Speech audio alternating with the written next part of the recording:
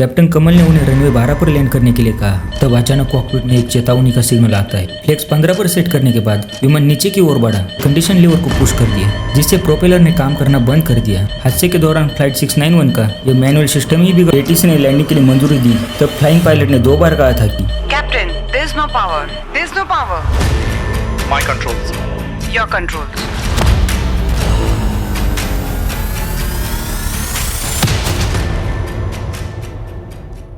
Accident एक ऐसी बात होती है जो आपसे बहुत कुछ छीन लेती है। अगर उस एक्सीडेंट में आपका कोई रिश्तेदार या कोई बहुत ही ज़्यादा नज़दीकी इंसान चला जाए तो पूरी ज़िंदगी एक पल के लिए तहस नहस सी लगने लगती है। आइए आज की इस वीडियो में हम जानेंगे एक बिल्कुल ही ऐसी ही खतरनाक किस्से की कहानी जो कि पूरी चुनौतियाँ और ढेर सारे दिल को हिलाकर रखने वाली घटनाओं पर आधारित है। यह कहानी का किस्सा नेपाल से शुरू होता है। नेपाल देश एक ऐसा देश है जहाँ पर आज तक 32 हवाई एक्सीडेंट हो चुके हैं।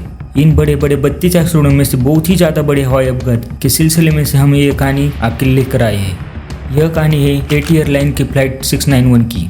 जैसे कि हमने पहले ही कहा, नेपाल एक ऐसा देश है जिसने 2000 साल के बाद यानी 21वीं सदी के 2 दशक में ही अब तक 32 हवाई दुर्घटनाओं का सामना किया है। तो अब आते हैं कहानी के सबसे गहरे मौके पर, जहाँ से फ्लाइट 691 मौत का साया बनने के कगार पर आ चुकी थी। पोखरा के आसमान में कैप्टन अंजू अपनी फ्लाइट चेक उड़ान पर थी और एक नई हवाई अड्डे पर उतरने से कुछ ही मिनट दूर थी। हालांकि उन्होंने पहले इस रूट पर कभी भी उड़ान नहीं भरी थी। उनके साथ कॉकपिट में एक अनुभवी इंस्ट्रक्टर थे जो उनकी प्रदर्शन क्षमता की जांच कर रहे थे और साथ ही उनका मार्गदर्शन भी कर रहे थे। सब कुछ सरल और सीधे चल रहा था। तब अचानक कॉकपिट में एक चेतावनी का सिग्नल आता है कि एरोप्लेन की पावर खत्म हो रही है। चेतावनी के तुरंत 30 सेकंड बाद ही विमान की ऊंचाई तेजी से गिरने लगी। अब हवाई अड्डा बहुत करीब था। कैप्टन अंजू और बाकी प्रवासी जमीन से केवल 500 फीट ऊपर ही थे और रनवे पास में ही था। रनवे से केवल वो 1 मिनट की दूरी पर थे। आगे कैप्टन अंजू ने पावर लीवर को बढ़ाया, लेकिन कोई प्रतिक्रिया नहीं मिली। पावर लीवर को अधिकतम धकेलने के बाद भी स्थिति बिल्कुल जैसे की वैसे ही थी। स्थिति को देखते हुए सीनियर पायलट ने तुरंत कंट्रोल संभाल लिया। विमान तेजी से नीचे जा रहा था और पायलट रनवे को देख सकते थे और तभी विमान बाईं ओर झुक गया। अब सवाल यह था कि क्या विमान में सवार 72 लोग सुरक्षित लैंड कर पाएंगे या नेपाल दुर्घटना की चपेट में यह एक और विमान हादसे का काला अध्याय जुड़ जाएगा। जिस दिन फ्लाइट 691 की हकीकत घटी उस दिन नेपाल की राजधानी काठमांडू में ठंड का मौसम था। कैप्टन अंजू पोखरा के नए हवाई अड्डे पर अपनी लाइन चेक पूरी करने के लिए उड़ान भर रही थी। अंजू का एरोप्लेन पायलट बनना एक बेहद ही दिलचस्प किस्सा है। अंजू ने अपने पति कैप्टन दीपक पोखरेल की एक विमान दुर्घटना में मौत होने के बाद पायलट बनने का फैसला किया था। दीपक की मौत के 4 साल बाद अंजू ने यूएसए में पायलट ट्रेनिंग की और 2010 में एटी एयरलाइन ज्वाइन की, वही एयरलाइंस जिसके लिए उसके पति काम करते थे। वो 6 महिला पायलटों में से एक थी जिन्हें कंपनी ने नियुक्त किया था और उनके पास 6400 घंटे का उड़ान अनुभव था। कॉकपिट में उनके साथ सीनियर कैप्टन कमल केजी थे जिनके पास 22,000 घंटे का फ्लाइंग अनुभव था। वे पायलटों को प्रमोट करने से पहले उनकी अंतिम चेकिंग करते थे और आज इसलिए वो इस उड़ान पर मौजूद थे। विमान उड़ान काठमांडू से पोखरा के बीच में थी, जो नेपाल के मध्य में स्थित एक सुंदर शहर है और हाल ही में इस नेपाल की पर्यटन राजधानी के रूप में जाना जाने लगा है। यह हिमालय की अन्नपूर्णा पर्वतमाला का प्रवेश द्वार है और हर साल यहाँ बड़ी संख्या में पर्यटक आते हैं। पोखरा में हाल ही में एक नए हवाई अड्डे का उद्घाटन भी हुआ था। विमान ATR 72-500 था, जो एक छोटा टर्बोप्रॉप विमान है और क्षेत्रीय उड़ानों के लिए इसका उपयोग किया जाता है। यह विमान 16 साल पुराना था। पहले किंगफिशर एयरलाइंस और फिर नॉकएयर के पास था। 2019 में एटी एयरलाइंस को बेचा गया। यह विमान तकनीकी रूप से पूरी तरह से सही स्थिति में था। फ्लाइट 691 सुबह 10:32 बजे त्रिभुवन अंतर्राष्ट्रीय अड्डे से पोखरा के लिए रवाना हुई।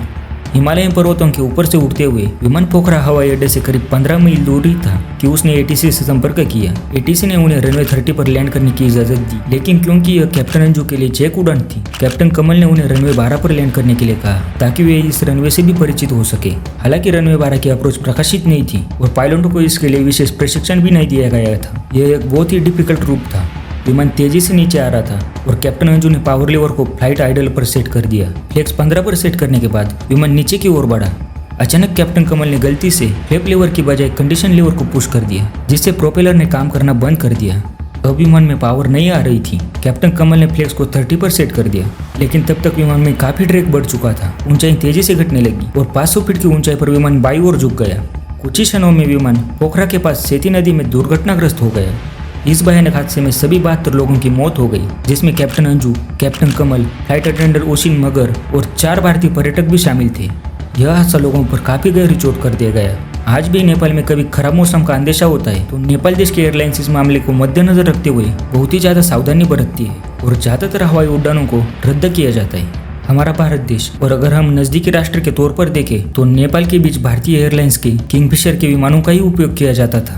बाद में इन्हीं किंगफिशर कंपनी के हवाई जहाजों का सौदा थाईलैंड में हुआ। यह आशिया का थाईलैंड देश जिसमें नॉकियर नाम की कंपनी का वही किंगफिशर हवाई जहाज था, उन्होंने एटीसी एयरलाइंस को बेचा था। जो हवाई जहाज बेचा गया था उसी का बेहद खौफनाक हादसा होकर 72 लोगों की मौत हो गई थी।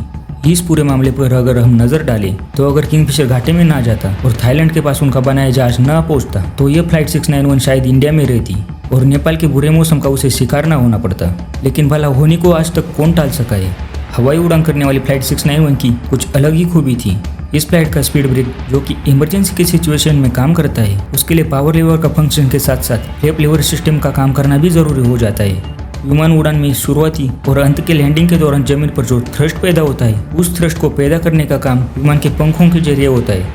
हादसे के दौरान फ्लाइट 691 का यह मैनुअल सिस्टम ही बिगड़ चुका था, जिसकी बहुत भारी जोखिम बाकी प्रवासियों को भुगतनी पड़ी थी। इस हादसे की प्राइमरी रिपोर्ट सामने आई है, जिसमें खुलासा हुआ है कि फ्लाइंग पायलट ने लैंडिंग के लिए कॉकपिट में लगे फ्लेक्स लीवर की जगह गलती से इंजन पावर की सप्लाई ही बंद कर दी थी। रिपोर्ट में यह भी कहा गया है कि एटीसी ने लैंडिंग के लिए मंजूरी दी तब फ्लाइंग पायलट ने 2 बार कहा था कि इंजन में कोई पावर सप्लाई नहीं हो रही है। एटी एयरलाइन की फ्लाइट 691 काठमांडू से त्रिभुवन एयरपोर्ट के लिए निकली थी। लैंडिंग से कुछ सेकंड पहले ही पोखरा के पुराने और नए एयरपोर्ट के बीच सेती नदी में गिर गई थी।